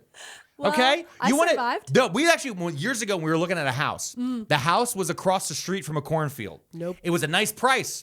It's a good price. It was good. It was a good house. No. I pulled up. I didn't even stop. I called. The realtor was standing in front of the house waiting for us to tour it. I pulled up, looked at the realtor, pulled in the driveway, backed up, and I called him. I said, we're not doing it. I can't look out at a cornfield every single day. No. That's like the movie Signs. Remember the movie Signs? I think I do. Bad movie. movie. That was a bad movie, right? That was what's M. Night his name? Shyamalan. Yeah, we don't like him. Yeah. Specifically because his wife was rude to me when I was bartending. And me. Yeah. We both have had a bad experience with M. Night Shyamalan's wife. Before we even knew each other. Yeah. It was one of our bonding experiences. We were like talking like, oh, what are they doing? And we both realized we both worked for the same water nonprofit. Yep. Both had a dumb time doing that. And then we both had a bad experience with M. Night Shyamalan's wife. Fuck that bitch. And then we kissed a little. And now here we are. Corn maze. No, it wasn't in a corn maze. It wasn't in a corn maze. It was on the steps of the Philadelphia Art Museum. Okay? And then we went inside and we didn't ponder a single thing of art. No, we saw Van Gogh. We walked and talked very fast. Very good. That's not true. We didn't. We learned so much about each other that day. That's true. This is about gardens. This is about gardens. Okay. And statues in the gardens. Europeans started planting new flowers at this point because we're getting an influx of new flowers. Oh, yeah. Boats are moving. Yeah, it's the Renaissance. They're traveling around the world. They're doing the British Museum thing. We're like, oh, that's cool. Take it home. Yes. They're doing some colonialism. Colonizer shit. Yeah, they're doing colonizer shit. Anything they see, they go, that's cool. And they bring it back, and then they accidentally devastate their ecology a little bit. Yeah. A couple times over there. So they're inventing botany. They start getting these new flowers. They get sunflowers from North America. Oh, I didn't know that. Marigolds Okay. from Mexico and Central America. Oh. And tulips. Okay. Where are the tulips from? Netherlands? You said earlier they're from the Netherlands. Yeah, they're not from the Netherlands. No? No, they're from Kazakhstan. Tulips are from Kazakhstan? Yeah, let's take a break. When we come back, I'm going to tell you all about where tulips come from. Okay, is Borat going to be there? Eating right shouldn't be difficult. Factor makes it easy to get a healthy, delicious meal anytime. Factor meals are designed by dietitians and prepared by real chefs. Ready in 2 minutes. No planning, no cooking. Factor has a wide variety of meals made with quality ingredients, easy to fit into any diet, goal, or schedule. And my God, can we actually attest to that all the way, Mrs. P? We love Factor. We do. We love the timeliness of it, my how quick it is, how fast you actually don't even have to make a decision because you made the decision a week ago. Sometimes I don't even make the decision. They pick them out for me and send them. And 9 times out of 10, it's the perfect choice every single time. And we also get to discover some new things that we typically wouldn't go order for ourselves at a restaurant. I know, and it's so simple, so easy, and so time-saving. It's so great, and that's why we love Factor. Always fresh, never frozen. Enjoy home-cooked meals with no prep and no stress. Head to factormeals.com/too-many-50-off and use code too-many-50-off to get 50% off your first box plus free breakfast for 1 year. Offer only valid for new Factor customers with qualifying auto-renewing subscription purchase. Make healthier eating easy with Factor. All right, we're going to continue our garden journey, and now we're going back to the land of tulips, which apparently is not the Netherlands. Yeah, it's not Holland. It's not Holland. It is Kazakhstan. Kazakhstan in Central Asia. Yeah. Which is where tulips originate from. That's crazy. In the 16th century, the area was conquered by the Ottoman Empire, and the tulip was immediately recognized as this beautiful and very unique flower and was taken along to Turkey, where it was then introduced into the gardens of the richest dignitaries, like we described. Okay, wait, hold on. So tying back to where we were earlier, the Ottomans discovered tulips on their in lands that they conquer. Yes. They brought them back to Turkey, specifically to their capital. Yeah. They start growing them in their own gardens. Yeah. Fast forward 200 years, and they're now importing them from Holland. Yes. Because they are better at it over there. This feels very This feels very like we've done this before. This feels a lot like certain technologies and things like that, and like the way factories work. So the tulip becomes extremely popular in Turkey, and it becomes a symbol of power and wealth. The Ottoman sultans even began to wear tulips in their turbans. They would decorate their turbans with tulips. Oh, okay. The modern name for tulip is the Latinized version of the Turkish word for turban. Oh, so it's not a joke. No. This my entire life. Yeah. My entire life. Yeah. Every time somebody has said tulips. Yeah. It's been that. It's been like a dirty joke. No, it's not. This entire time. It looks like a turban, like when you think of the round of a tulip. With the second you say it, I see it. Yeah. Like now I do see it. Like I can see, and even the way the flowers like lip, but just because the fact its name was Tulips. Yeah. There's so many stupid bawdy limericks and things like that. The Turks themselves referred to the tulip as lale, which is the name that arrived with the flower from Persia. In Arabic script, it literally means flower of God, as lale is written using exactly the same letters as Allah. Oh, okay. Yeah. Kind of like how dog and God is similar, the same letters in English. No. Because Christy Nome killed God. Okay, is what I'm saying. No. So here's the thing. Like you said, the Ottomans grab the tulips, take them back to Turkey. Turkey puts them in the gardens with all the dignitaries. When people are coming in, all the dignitaries from all over the world are seeing them. They're going, they're so beautiful. Where can I get one of those? They dig them up and give them the little bulb so they can take them back, right?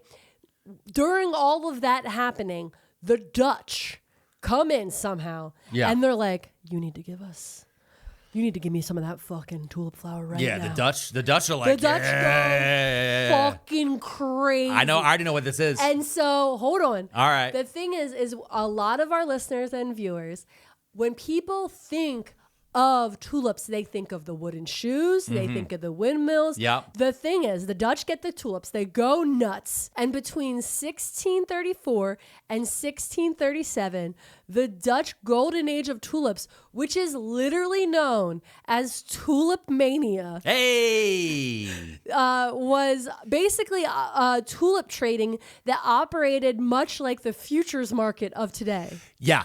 So there's a crazy thing in this. Yeah. When the tulip bulb stuff happened, it's right around the invention of stocks. Yeah. At the same time. And I actually learned pretty recently, like capitalism was basically invented in Holland. Yeah. Everything, by the way, just so you guys know, everything you hate about the world is the fault of the Dutch. Yes. Everything is the Dutch's fault. Yep. Just whenever you're sitting around, you're like, whose fault is this? It's the Dutch. Yeah. They invented stock trading. Yeah. And they got so crazy with it that the local government had to actually institute trading hours, because they were staying up all night. And it was like ruining the town, because they would just be up all night, be like, all right, and I'll sell you that, and you give me this. And it was like kids with Pokemon cards. No, you're describing all the streamer boys that do the online gambling and NFT stuff. 100%. It's that. They're up all night on just a little bit of meth. Just a little bit of meth. Just a little bit of meth. Yeah. A pinch of the meth. Just a little touch. Just a pinch. I'm not doing too much. Just a little bit to stay awake and trade out NFTs all night. Yeah. Exactly. And so these boys, back then, they were doing that. And so then the tulip side of things was like their NFT. Yeah. Yeah. Whoa, what's the thing where it was just a picture and they were selling the pictures? An NFT. That's the NFT. A non-fungible token. You're making up stuff. I'm not. They made up stuff. It was a picture of a bored ape. Traders, tulip traders, they would commission well-known artists to paint and put together picture albums of tulips called tulip books. And they were watercolor illustrations of the tulips that would grow out of the bulbs. And those are the pictures they would show each other. And then sell them the bulb. And then sell them the bulbs. This is the NFT. So right? it's like when you go buy seeds. Yeah. And there's like a picture of the flower that's on the seed, but they didn't have photography back then. Yeah. So they were just paying the best Dutch artists, because the Dutch masters are like incredible artists. Yeah, they could draw and paint very lifelike. So they were painting these guys a pretty picture. Yeah. Pretty penny to go and paint these pictures. Yeah. Right. And then they put them together in a book, and then they would sit down with a prospective tulip buyer and they'd be like, let's go through the catalog. Like it's what was the catalog that just flashed through my eyes? Never mind. I don't know where it went. So they have these catalogs, and these catalogs became incredibly popular. Yeah. People started just getting the catalogs to like keep in their homes. It was almost like a coffee table book at a certain point, you know? Yeah. Like they're like, this is just a book. Spiegel. That was what I was thinking. Do you remember Spiegel? I don't know. My mom was super into Spiegel back in the day. I know Der Spiegel. That's a German magazine. No, Spiegel. It was like a clothing magazine that would come to your house. I don't remember this Leave at in the all. comments if your parents had Spiegel magazine. I have no idea what she was talking about. So then the thing is about gardening in everyday life is you don't know if that seed or that bulb is going to grow. No, you don't. So this is like gambling too. People are getting really into buying bulbs on the chance that they might grow. So this is just like today's sponsor, Kalshi. No, I'm kidding. We're not. No, we won't take predictive market. Yeah, we not gonna. No. I had to make the joke. I had to be very clear that was a joke. Yeah, that's a But joke. there's a lot having to do with these predictive market types of things. It's kind of falling in that same thing where they're just like there was guys who bet a lot on the war. They said there was guys, was it Polymarket or Kalshi, one of them? They had a thing that said the supreme leader of Iran would be out of office by March 1st. And then, the U.S. and Israel bombed him and killed him on February 28th. Are they insider trading? Is that like Pete Hegseth making that bet? Yeah, no, there are people are insider trading on it. It's not illegal yet, or ever. There's nothing illegal right now. That's true. Yeah, Their laws aren't real. Welcome laws aren't real. 2026. Laws aren't real. Actually, maybe we should make that a shirt.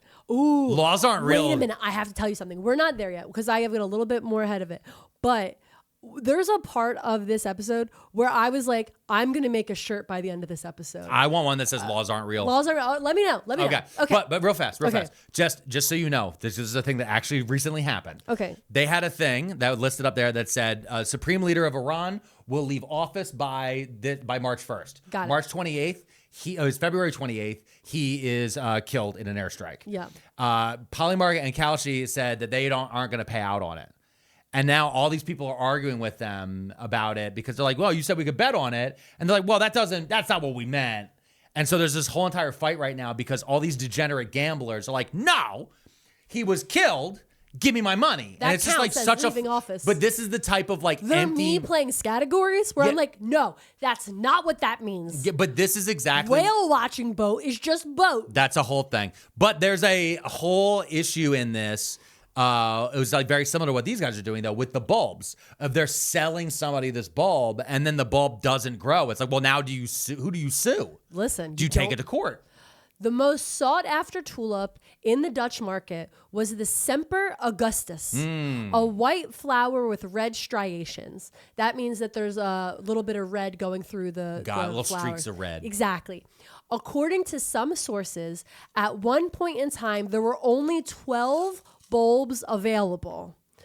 It is said that the most expensive Semper Augustus bulb ever sold for 5,500 guilders in 1633, which I looked up the conversion for, and that would translate to $500,000 USD in modern times. Wow. For one bulb. Yeah. Now let's put up now you know what we're going to do? We're going to have Mr. Third put up a random number for how much the highest paid NFT was sold for. And now here's the number of how much it's worth today. Yep. All right, cool. Because I just to let you guys know, just to remind everybody, we do the same shit constantly. Over and over again. We just change the technology. That's all it is. Names, really. Yeah. Also, I did another little conversion. I found another little conversion. Yeah. I didn't do it. Is that according to this, in 1633, the average worker's wages, right, in guilders, it would have been that one person would have had to work for 18.3 years to afford one of these tulip bulbs. Of the Semper Augustus bulbs. Yes. That's crazy. That would be like a Jake Paul Pokemon card. That guy loves a rug pull. A Jake Paul Pokemon card. Sorry. Yeah, we live in hell. Anyway. Suddenly, Yeah. one day in 1637, in an abrupt reversal of fortune, no new buyers could be found who were prepared to pay even any amount of price for the Dutch tulips, and the market collapsed. Yeah, because they didn't have circuit breakers back then or influencers. Yeah, no, I think when I was reading this, I was like, this is very like Labubus. You know what I mean? No, it's Labubus, it was it's very Beanie Babies. cool. Yes. It was very cool. It was very hype. And then suddenly a younger person was like, ew. But it's also one of those things where Cringe. But it's also one of those things where everybody has one. Yeah. And once you have one, the FOMO is done. Yeah. And it's like, yeah, somebody who really likes tulips, maybe they could have 25, 100. But at a certain point, you don't need to buy them anymore. Yeah. That's just like how it goes. They keep growing underground. They keep growing. They duplicate. You can grow them yourselves. Yeah. You could learn how to harvest the tulips yourself. You could do all those different types of things. Somebody figures out You can how pay to have them hand closed with silk and threads. with silks and threads. Or the other side of it too is you also have people who then start learning how to mass produce them, which also lowers the price, right? Yeah. Because you start having people build factory farms to be Yeah. able to push out more Which is tulips. what the Dutch did. I just want to like circle back quick. Is the Dutch really learned how to factory farm tulips basically and produce them in mass, which is why that Sultan I told you about at the very beginning of this episode, even though the tulips are more native to where he's from, he was growing them there, but he had to reach out to the Dutch because he wanted specific colors and he wanted such a large quantity that even though they're native to where he's from, they were the mass production line. Yeah. So it's like, and that happens in America all the time where there's like things that are native to the Americas, but we have to like reach out to Europe or something Or to have China. it shipped in, or China to have it shipped back in. Yeah. Because they're just mass producing on a scale we can't. And that's why we're putting a 15% tariff on everything, folks, because it should be mass produced here. And with all the money we're going to save with this tariff, we can go to a double war and then I can get a tortoise with a candle. I want 5 American tortoise candles on every street. Do not let him listen to this episode. You should. He is going to get tortoises. I have an idea. Why don't we get Uber robots? The Uber robots, put a candle on it. You know, they're in the streets of Philadelphia now.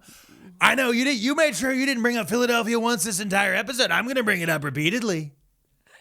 Listen, why don't we take a break? And then when we come back, I want to talk about my arch nemesis in gardening. Okay.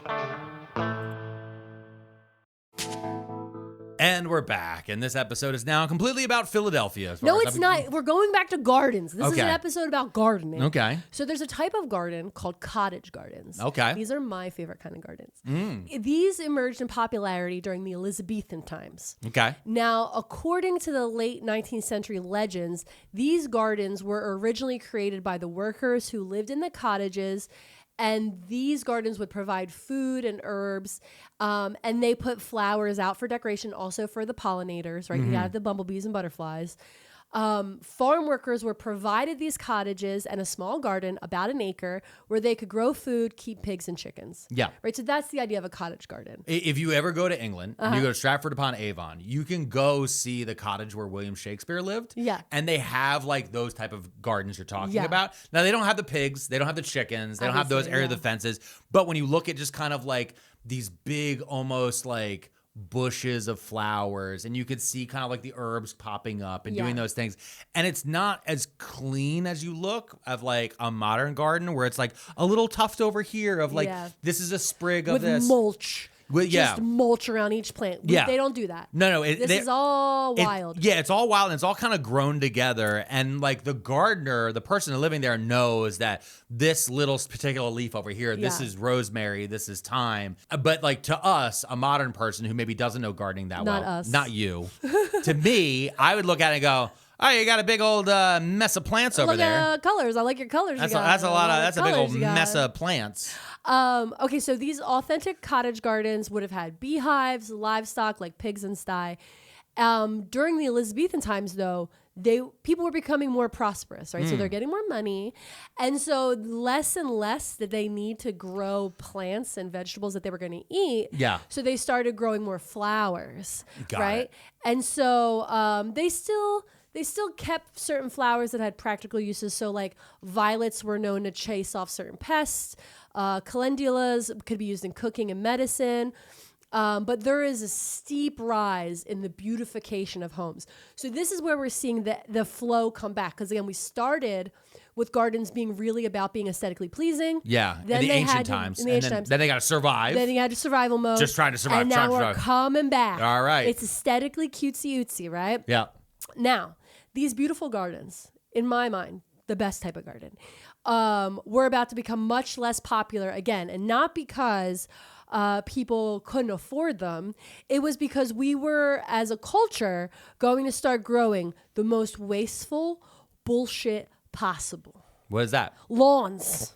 Oh. We're going to talk about lawns, and I'm going to be mad the whole time. Okay. Lush, manicured lawns are deeply rooted in the aristocracy of Europe. They originated as a luxury of the European elites. The concept of a lawn as a landscape feature would be at a manor house. It was not merely an aesthetic choice, but an extreme symbol of wealth and social standing. Okay? This was wealthy people in their houses stunting on the poor and showing dominance over nature and those around them. Yeah. In a display of economic might. Yeah. Through lawns. It literally was them. Having a lawn back in a time where every inch of arable land, every inch of growable land was someplace where you should be growing food to help your family, your community, and your country basically survive. And the pollinators and critters. And all that different stuff. Yeah. But like that was like part of it. Having that just be grass or just go fallow is the equivalent of lighting a cigar with $100 bill. Yeah. Every day on camera. Yeah. Like that's and then hitting post. Like that is the equivalent of it back then. Yeah. Emotionally and physically. These green expanses require an enormous amount of labor to maintain, far beyond natural landscapes. The aristocrats employed extensive staff of gardeners to hand cut the lawns. There were no lawnmowers back then. Like on hands and knee with like basically scissors, hand cutting the lawns. Or they would use grazing animals like sheep to keep the lawns at aesthetically pleasing lengths. Yeah. But a lot of times it was a mix of both because like you can't really decide how much the sheep is going to eat. Yeah. So you have to go back in with scissors. Well, and then you have to have somebody else follow them around and pick up all the poop. Yeah, you can't have the poop out there. Yeah, I can't leave the poop out there. The reliance on manual labor or animal grazing underscored not only the lawn's beauty, but also the wealth of the landowner. Okay?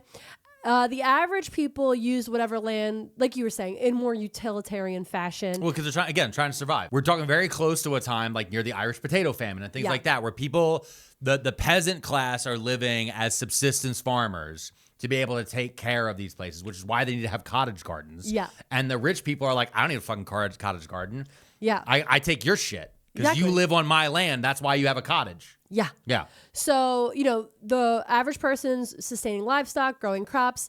And I just wrote myself a little note that these wealthy people are just walking around making dad jokes with their hands on their hips, looking at their lawn. What are you doing over there? What are you doing over there? What are you doing over there, Chester? Okay, so let's jump ahead. Okay. It's 1776. America just said fuck you to the British, but also because we're America, we're like, no, but like, do you still think we're cool? Yeah, we did want the Europeans to like us a lot. America wants to stunt on the British. Like, look how good we're doing without you guys, right? But the thing is, Americans weren't gardening in a fashionable way at the time. So, and by that I mean the colonizers, the colony people. Yeah. Because the indigenous people are still gardening. They're still doing forest style gardening. It's known as like the Three Sisters or the Seven Sisters. I forget. Seven Sisters. Seven Sisters. Yes. So like they're still gardening the way in America, the way that America should be gardening, right? Yeah, and it's much more sustainable, but it Yeah. also was about looking at the entire land, and they're using migration. Yeah, exactly. The entire time to make sure that, hey, it's too cold up here, so we move over here, and we've planted some things down here, and now that we've come back, now we can pick through that. Exactly. Yeah. But that's not what the colonies are doing. No, the colonists they're like, oh, this is my plot right This here. is my I'm gonna plot sit of land. here.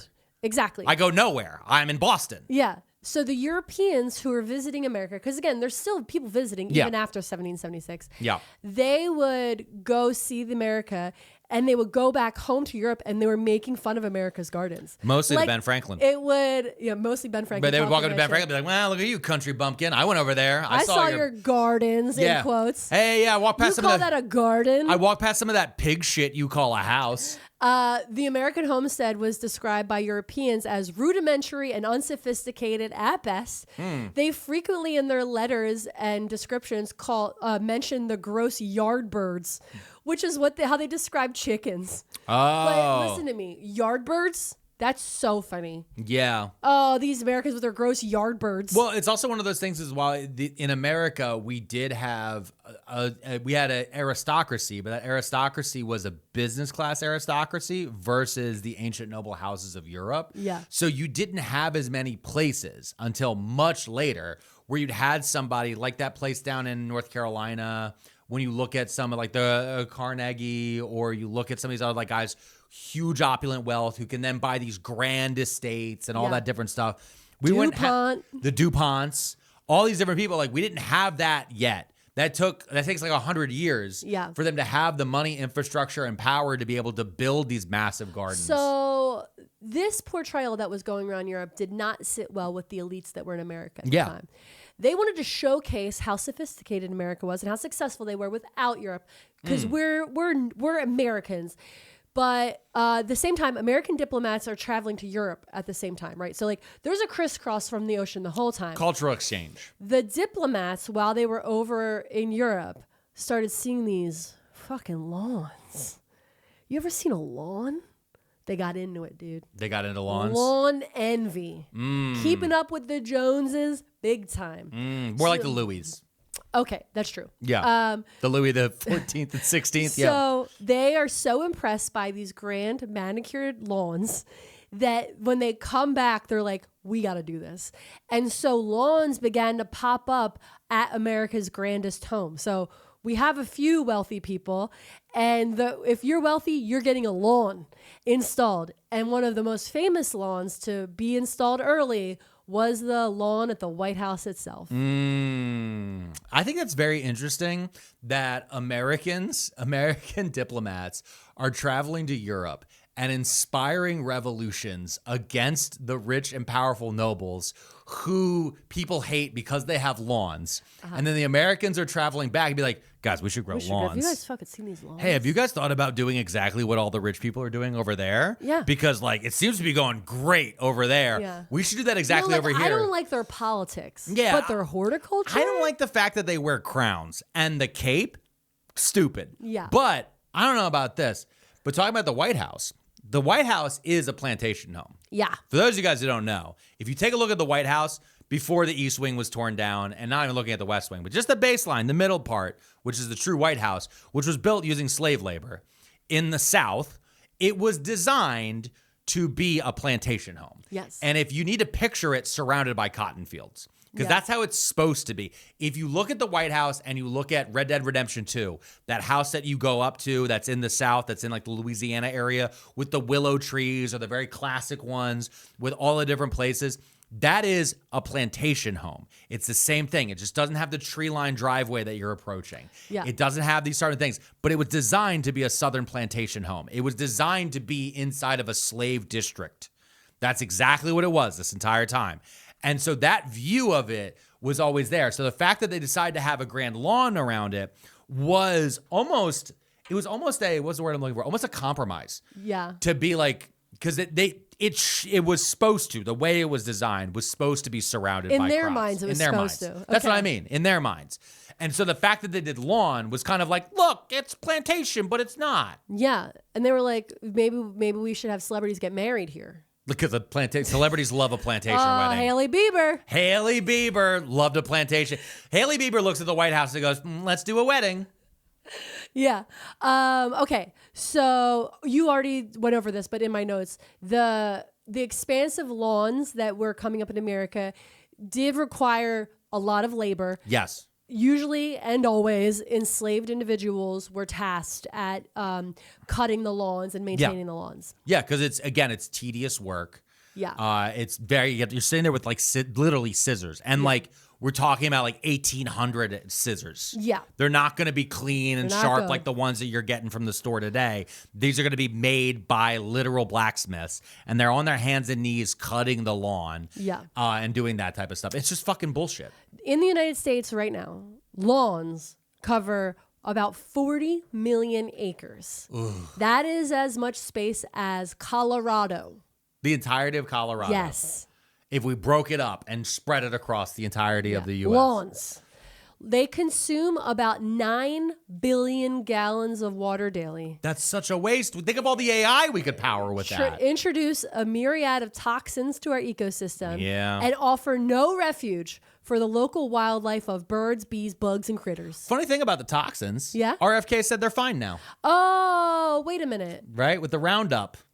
Oh, right. He's like, no, Roundup's not that bad. Yeah, it's guys. not that bad. After spending his entire last bunch of years screaming about Roundup, Trump got a little payoff from the Roundup people, and then he went, nah, actually, Roundup's good for you. Drink a little. Have a little Roundup. Put it in your pool. Put it in your pool. You What should could go wrong? round it up. I think it's called a... Let Erin Brockovich know. She'll show up. She'll show up. It's fine. You can't sue about it because that's what I said in my executive order. That's true. And then, made, you know what made mad? Rob Schneider. Wait, what? Rob Schneider got mad at RFK Jr. for going back on his word. But then again, we're going back on a lot of words today, folks. First thing is you got to know words to go back on them. Yeah, look at that. I have the best words in my head. Kofefe, remember that one? All right. What could get in between an American and their gorgeous, disgusting lawns? What could it be? War. Oh, no. All right, Mrs. P, you mentioned it. War. So war gardens are food gardens for the defense of America. Okay. Where vegetables, fruit, and herbs are planted at private residences and public parks. So that's a war garden. Okay. Got it? What's war? Well, we're going to start at World War I. Oh, okay. The U.S. government encouraged people to plant war gardens, not only to supplement their rations, but also to boost morale. Yeah. In that gardeners could feel empowered by their contribution of labor and be rewarded with produce. Yeah, it's kind of like when you feel good about recycling a can, right? Yeah. Like a can of soda. And you're like, I'm doing my part. I'm taking care of the environment. Reduce, reuse, recycle. And then you ignore the fact that Tehran is being covered in black acid rain. So, in March of 1917, during World War I, the U.S. National War Garden Commission was created and launched the War Garden Campaign. Food production had fallen dramatically during World War I, especially in Europe, where agricultural labor had been recruited into the military, and a lot of the remaining farms were devastated by conflict. Yeah, it was all no man's land and destruction and melted and bad. And So this campaign, the National War Garden Commission, the campaign they started, was to promote the cultivation of gardens on all available private and public lands. And it worked. It resulted in over 5 million gardens planted. Oh, wow. So people are, if they have a lawn or a plot of land, they are starting to grow war gardens. yeah. And again, this isn't just to help America. This is also so that way we could keep the price down here and we could then ship food to our allies, like France and England, especially, who are And to being the devastated. soldiers. And to the soldiers. But I'm saying, but we could ship stuff overseas so we could go help our allies as well. This wasn't just about, because I think most people would think it's just about here. Yeah. Yeah. U.S. President Woodrow Wilson Boo, hiss. said, quote, "Food will win the war." Listen, I'm telling you, there are so many propaganda quotes from this point forward that one of them's going on a shirt. Well, here's the I don't know what it is. You let me know. You let me know. The comments let me know. Something's going on a shirt. I got so many propaganda quotes while I was doing this research that I was giggling like, I don't even know how to describe it. It's so funny the way that they propagandize this for gardening. Yeah. And now I want to propagandize gardening because I want people to grow gardens too. Yeah, because they're going to grow corn like bullets. No, not but corn. the thing about Woodrow Wilson, first thing, just everyone knows, vehement racist. But the other part about this is the phrase "food will win the war" is how every war is won. Yeah. If you read something like Sun Tzu or you listen to like anything about Napoleon the First, it's all logistics. Yeah. That's the reason why what's happening right now with the United States and Iran is so insane, because there clearly was no logistical plan. No. So like one of the baselines with Napoleon one of the things that he did better than anybody else was made sure that his soldiers had boots. Yep. Because soldiers would walk their boots through Yeah. and they'd fall apart. And a soldier without boots can't march as far. Yeah. Another thing was also a big thing is just feeding them, making sure they have a meal. And like, again, these are the types of things that You just said earlier that P. Hegseth spent a lot of money on crabs for our soldiers. yes, here. Not over there. And not having things like MREs, not having things like all these other different logistical items that you need. And so that's how, like, this thing is like when the Iran war kicked off and all of those Americans and influencers were stranded in Dubai, right? Yeah. Like, a smart leader, a smart wartime anyone would have plans logistically to already have that out, because that's a huge part of propaganda that you fucked up. Yeah. Like now you have to have Andrew Tate drive across the desert and people are calling him the Lawrence of Dry Labia. What? Yeah, people called Andrew Tate Lawrence of Dry Labia because That's the funniest fucking thing I've ever heard. when Dubai got shut down, Andrew Tate wasn't there, but he's being paid as an influencer to push Dubai. And he was screaming that everyone fleeing Dubai is a coward. So he flew to Saudi Arabia and then tried to cross the desert of Saudi Arabia from Riyadh and then got arrested and like held in jail. Again? He got arrested for trying to like illegally cross the border. Oh my God. And so everyone just kept making fun of him. And they're like, you're a riskless idiot. We hate you. So to support the home garden effort, Oh, yeah. This is about World War this I. is about gardening in World War I right now. The United States School Garden Army was launched through the Bureau of Education and was funded by the War Department. Okay. So I'm going to say this again. The United States School Garden Army, so this is the USSGA, the Army of School Gardens, Yes. is launched through the Bureau of Education and funded by the War Department. The United States School Garden, the USSGA, Woodrow Wilson described it as, or he described the gardening that was going on with these children as, quote, just as real and patriotic an effort as the building of ships or the firing of cannons. Yeah, because those are our child soldiers in Yeah. the war on food. Yeah, no, but literally. Literally, yeah. But it's also, number one, it's great propaganda for the kids. Yeah. It makes the kids feel like they're doing something that is just as important. Mm-hmm. It also gets them used to following orders. Yep. And it makes them part of logistic supply chain. And literally what he was saying, especially about like building ships, like that is part of what this entire thing. In the World War I and World War II, America is the factory of the world. Yeah. At that point, because everything else is devastated. Everything else is blown up. So we had to build stuff and we had to sell it. The Bureau of Education distributed manuals and guides across the nation to children ages 9 to 15. By Armistice Day, a large number of American children had answered the call and become, quote, soldiers of the soil. Hey, Soldiers of the soil. That's cool. That's a good one, right? The Soldiers of the Soil is pretty cool. That's pretty cool. That's a pretty good one. The School Garden Army operated like a military unit, like Of you were course. saying. Yeah. Children were reminded that a good gardener kept his or her tools clean and in top-notch condition, just like a good soldier. This is my shovel. This is my gun. Sorry. I'm just picturing them like marching with little shovels. Literally, yes. And like what's the little 3-pronged little rake thing you have? Yeah, it's like a hand rake. Yeah, hand rake. Yeah. Yeah, imagine them like sharpening their hand rake. And they have a necklace of artichokes like ears. Just sharpening. Yeah. No, I was over there. I was in the shit. The garlic battle of the garlic is just so crazy. They were also given instructions on how to avoid strains and sprains while weeding, as well as being mindful of stepping on seedlings. You gotta protect the seedlings. No, this was about landmines. They were teaching them to walk lightly in the idea of like don't step on the little baby plants, but they phrased it in a way that it was like don't step on the landmines. Oh, that's so smart. And crazy. Yeah, but it's also okay. I mean, sure, yeah, it's crazy, but it's World War I.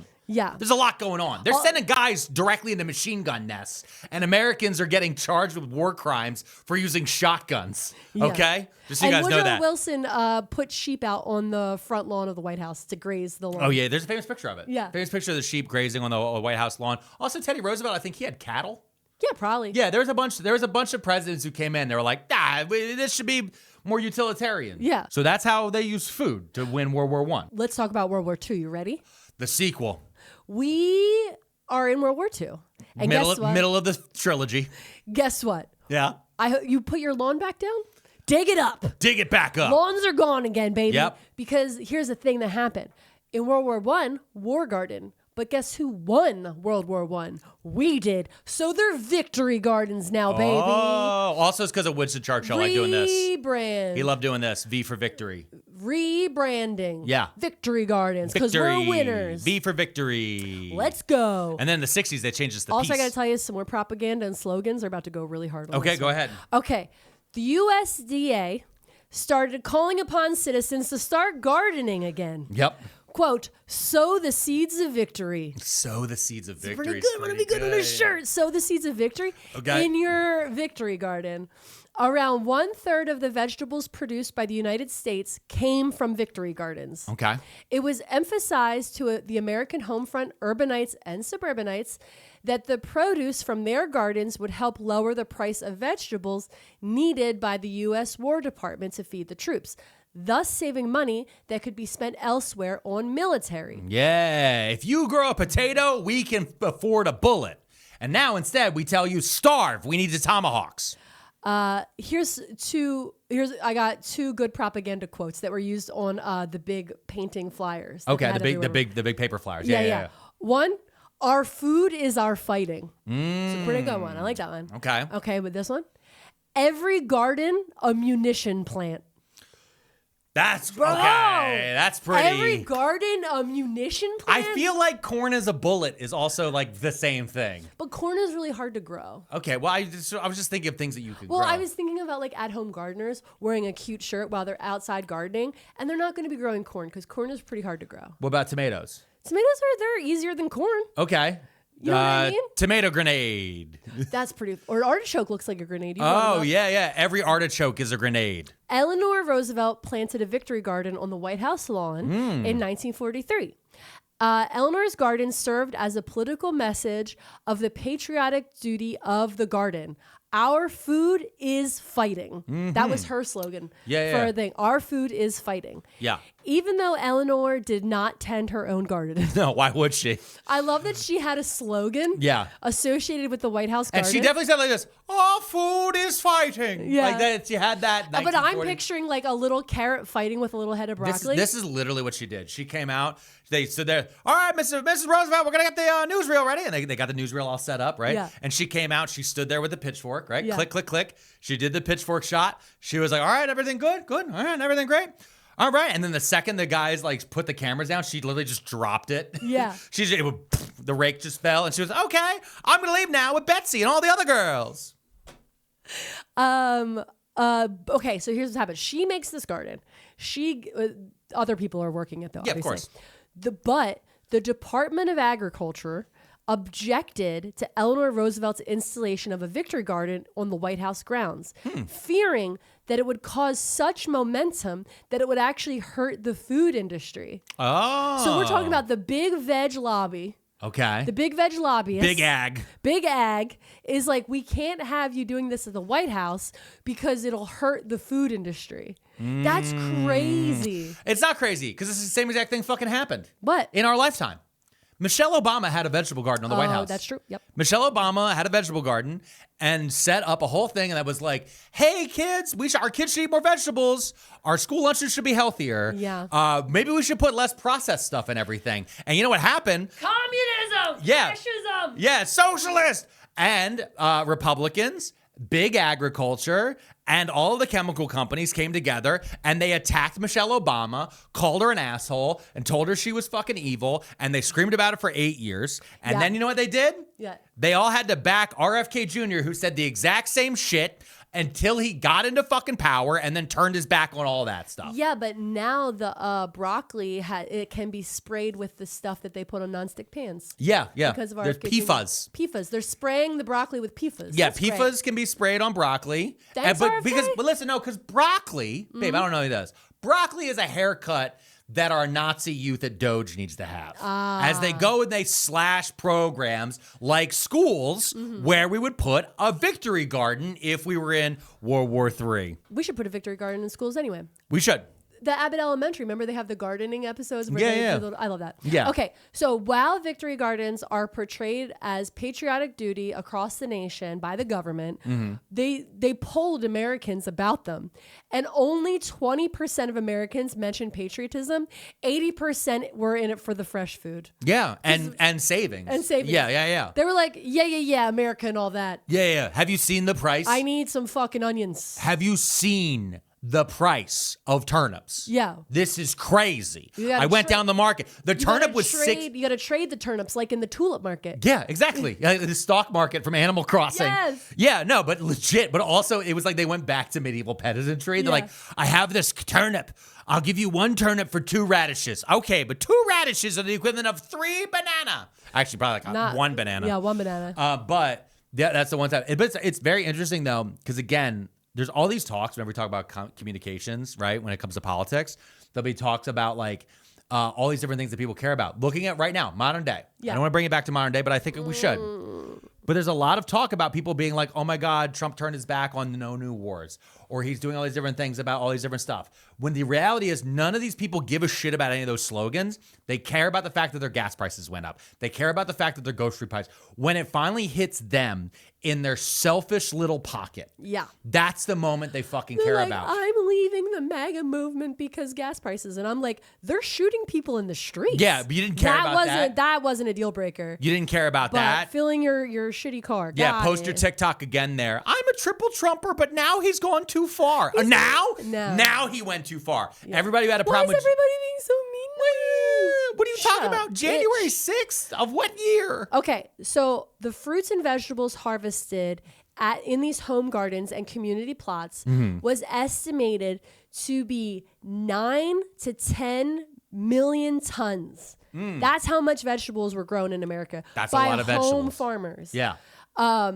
It equaled all commercial production of fresh vegetables. Wow. You know what I mean? That's how many gardens were being grown. So the American people were able to copy and basically double American industry at the time. Yes. That's crazy. Another slogan about it. Grow your own, can your own was a slogan that started at the time that referred to families growing and canning their own food from the victory gardens, because obviously canning was very necessary to preserve food. Yeah. But they also knew that a lot of people didn't know how to do canning, so they started mass producing booklets on how to can, and that was the slogan on the front of it. Mrs. P, were these just in suburban gardens or like rural areas? It was everywhere. They did it in the cities too? Yeah, they did it in the urban gardens. A lot of times, so like they were like, oh, you have a small plot, or like if you just only have area for pots, they would, obviously suggest that you still grow vegetables or herbs or things like that. Yeah. But in the major cities, a lot of big community gardens. Gotcha. So it was like also like in public parks and stuff. In public parks, but like what they do in Britain, where people would get specific plots. Oh, you'd have a little area where you could do it. Well, there's community gardens around here too, where they do like it for the churches and stuff like that. Yeah. It looked like that a lot. Yeah, got it. So also another one that I found, another slogan I found when I was doing research about this specific area where they were doing the canning. Food is ammunition. Don't waste it. And I was like, are you implying that shooting bullets are like, you don't want to waste a bullet? Yeah. They're like, food is ammunition. Don't waste it. And I'm like, that's dark, dude. That's dark. That's when you think really about it. dark. When you pull that apart, that's pretty dark. That's a dark slogan. Okay. But, okay. So in Japanese internment camps. Oh, all right. Yep, I forgot Listen, about we that. don't avoid history. We talk about it. No, you're right. You're right. Government officials encourage victory gardens to promote self-sufficiency and conserve resources mostly. Yeah. Individuals who were previously farmers before internment were tasked with growing vegetable gardens within camp boundaries. The movement towards victory gardens did not serve patriotic purposes in this case for the Japanese people. Instead, the gardens supplemented government-issued meals with fresh vegetables and offered them the opportunity to grow culturally relevant vegetables. Yeah, because the government literally wasn't giving them enough food. Yes. So they had to grow their own food. They were handed some seeds. They were handed some dirt. and maybe a hoe and a shovel. Yeah. And they said, you can do this. Yeah. That's fucking crazy. That's fucking, and right now, speaking of constant with the Japanese internment camps or the internment camps that we have like Dilley Center down in Texas, they don't have enough food or enough water. Like it's again, this is the story of things happening over and over again, but you'll be fucked if you expect the Trump administration to hand them seeds because they're going to keep pretending like this is only a temporary thing. After World War II, many Japanese American families in California who had overcome the forced incarceration went on to establish prominent fruit and vegetable farms. And so when I was doing this research, I was like, oh, it's super interesting that they were like, we're like, you know what? We have all this knowledge now. Let's go start farms. And so I looked up some of these really prominent Japanese farms. There's Tanaka Farms, which grows strawberries, melons, and also hosts baby goat yoga. I looked at their website. Okay. Kotake Farms, which grows strawberries. They also host a yearly, oh God, I'm going to say this wrong, mochitsuki, which is called rice pounding, which is a traditional Japanese New Year event where all the community comes together and steamed glutinous rice is pounded into mochi. Oh, they make mochi balls. Oh, I want to go there. Okay. Yeah. There's the Ikeda Family Farm, which grows apples, berries, pears, peaches, plums, nectarines, and Napa cabbage. Oh. So these farms are still going today. Yeah, and a reason why a bunch of this happened was also because when the Japanese were interned, a lot of them lost their businesses, they lost their land, they lost everything because it was just taken from them, mainly by the people in the communities that they were taken from. It's the same thing that we're seeing happening with the people who are being interned right now. A lot of them, their cars are just abandoned in Minnesota. It was like covered in abandoned cars. So it's that same sort of thing. But that's fucking crazy. But enough about modern day, Mrs. B. Yeah. Because again, I keep dragging it back because you keep we're talking about World War II, and I'm thinking about World War III. How did the Victory Gardens? Yeah. How did the people feel about them?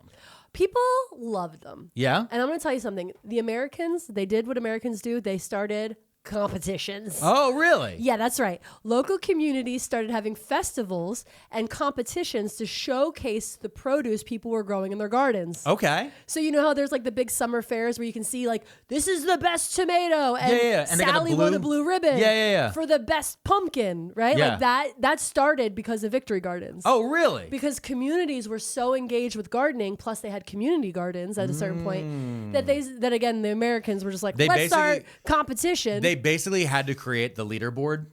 No, but literally. They had to literally create a leaderboard. Yeah. That's 100% what they did. And they were like, and I need an achievement ribbon. Yeah. I need an achievement ribbon and I need a leaderboard because we don't have video games. We have pumpkins. Pumpkins are hard to grow around Pumpkins here. are hard to grow. The pests. Yeah. Okay. The garden movement united local communities under these showcases, right? Yep. Of course, in all of this unity, they could not let go of racism. God damn it. So they had separate African-American award winners at these harvest shows. So they would give out separate awards to black people. They segregated pumpkins. Yes. That's what I'm saying. They segregated pumpkins and apples and whatever, corn. And pie or whatever. Yes. All that different shit. Yeah. This is fucking stupid. Yeah. This is the dumbest thing I've ever heard. Yeah. This is like saying that, the trans person, you can't let a trans person play pool. Like, this is the same level. Yeah, because they might come and tie at fifth. I don't know what Yeah, goes I know. on. This is so fucking insane. Okay. So... it's so fucking upsetting. It's just like, every time you talk about something from the past, like, this is pretty nice. And I'm like, great. And you're like, by the way, racism, internment camps, genocide. It's just always a little bit sprinkled right in there. It's not a little bit. It's not. It's a lot of it. I know. During the heat of World War II, so like when World War II is really fucking raging. going, dude, right? The U.S. Department of Agriculture, remember I talked about them earlier, had to shut the fuck up because they had to go out and create a book that summarized everything to the American populace about what they would need to know about gardening. Okay. And this was done in order to increase the production of crops from victory gardens because food shortages got so bad on the war front that it was becoming an incredible problem. And they created a brochure called the ABCs of Victory Gardens, which showed how to properly grow, harvest, and preserve a variety of crops.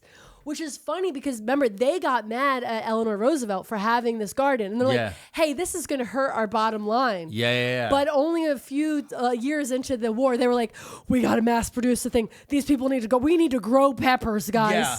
But we need onions. Guys, think about the farmer. Why don't you think about the farmer? They're like, he can't handle it. We need more. Yeah, meanwhile, the farmers themselves are voting to cut a USAID, and now they can't sell their shitty rice to anybody. Yeah. That's literally the thing that happened. They can't sell the soybeans. Yeah, they can't sell the soybeans to anyone because we had to enter into a trade war. Yeah. But yeah, that's how that goes. That sounds fine. Yeah. So that's all my research on gardening and war and how it is inexplicably connected. To politics. Yeah. Yeah, because everything is politics. Everything is politics. Yes. Always is. And that's the part that sucks. Yeah. Because sometimes you want to take your mind off a thing. Sometimes you say, I know what I'll do. An episode on my favorite hobby, gardening. Yeah. And there's no way that my episode on gardening will have anything to do with politics. No. Or current events. And here it is. Every week I try. Every week I try. Well, you did this yourself. I tried to start out being non-political. I was trying to be an apolitical Andy over here. And then you drew the politics into it. I thought when you said that this was going to be an episode about gardening,